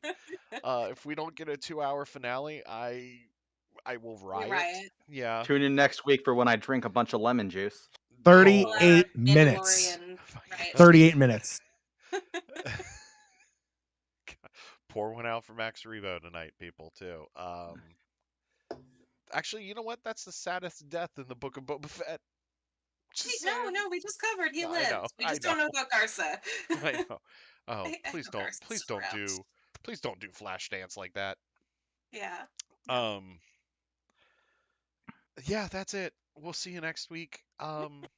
For what could be a 3-hour show because we're just talking about this. But join us next week. We are going to have our Book of Boba Fett roundtable, and then we are also going to have our discussion. Apparently, I can't speak now. Discussion with Stephen and Sarah Mack from Princess and Scoundrel podcast to talk to them about their upcoming trip on the Star Cruiser and to see how well they sleep at night, knowing that they take They have one people's money. kidney. I'm kidding. I'm kidding. I'm kidding. Sarah, Stephen, if you guys are watching, I'm seriously kidding. Seriously, how do you sleep at night? No, Yeah, sorry. but seriously. It's Disney. It's Disney. No, Kid. no, but seriously though. Yeah, but No, but seriously. seriously. No, but seriously. I joke, but seriously. Anyway, that's it for this week. We will catch you next week for the show. We love you. May the force be with you. And just keep in mind, just let's all be better to make this a safe space for everybody in the community. Like seriously, let's just work towards that. So that's it for us. We love you. May the force be with you. Always safe, fighting for light folks. and life. Stay safe and remember that we are all the Republic. That's it for us. Have a good